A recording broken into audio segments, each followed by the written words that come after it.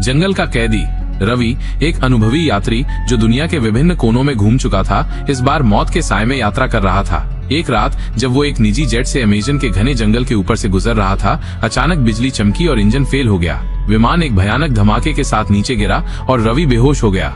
जब रवि को होश आया तो उसने खुद को एक अजीब और भयानक जंगल में पाया। हर तरफ 400 फीट ऊंचे पेड़ थे जो आकाश को छू रहे थे। पेड़ों पर अजीबोगरीब छेद थे जिनमें से डरावनी चीखें सुनाई दे रही थीं। जमीन पर एक अजीब जगह थी जहां केवल हड्डियां बिखरी हुई थीं, मानो ये किसी रहस्यमयी भूतिया जगह हो। उस जगह की हवा भी अजीब तरह से बह रही थी, जैसे कोई अदृश्य शक्ति वहां मौजूद हो।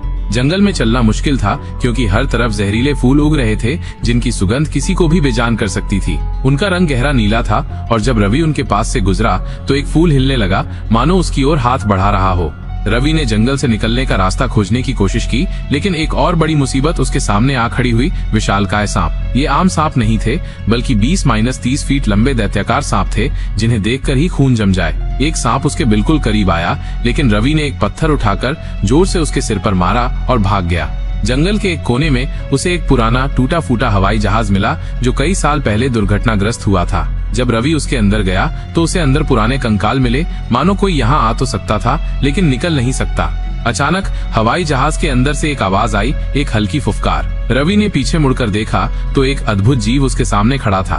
आधा इंसान आधा सांप जैसा कुछ। उसकी आंखें लाल थीं और उसके नुकीले दांत चमक रहे थे। वो फुफकारते हुए रवि की ओर बढ़ा।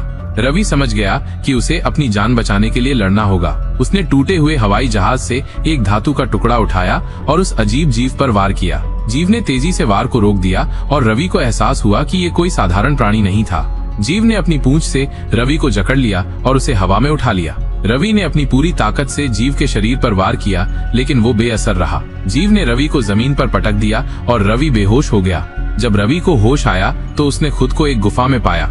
गुफा में हल्की रोशनी थी और उसे एक बूढ़ा आदमी दिखाई दिया। बूढ़े आदमी ने बताया कि वो इस जंगल में कई सालों से रह रहा है और उसने उस अजीब जीव को कई बार देखा है।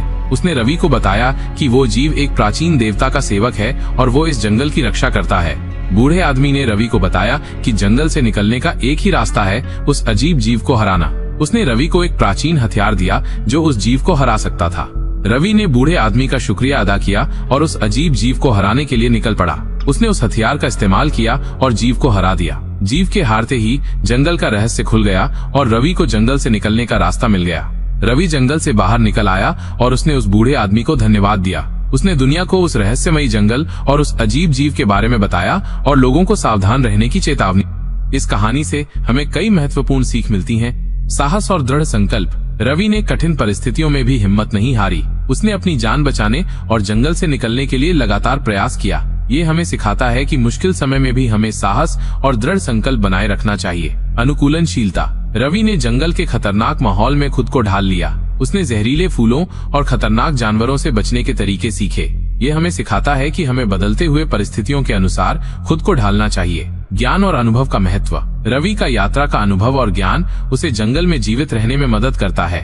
यह हमें सिखाता है कि ज्ञान और अनुभव हमें कठिन परिस्थितियों में भी मदद कर सकते हैं। अज्ञात का सामना। यह कहानी हमें अज्ञात और अनदेखे खतरे का सामना करना सिखाती है। यह हमें सिखाती है कि हमें हमेशा तैयार रहना चाहिए, भले ही हम किसी भी चुनौती का सामना करें। अपनी आंतरिक शक्ति पर विश्वास करें। रवि ने अपनी आंतरिक शक्ति और बुद्धि का उपयोग करके जंगल के खतरों का सामना किया। यह हमें सिखाता है कि हमें अपनी क्षमताओं पर विश्वास करना चाहिए।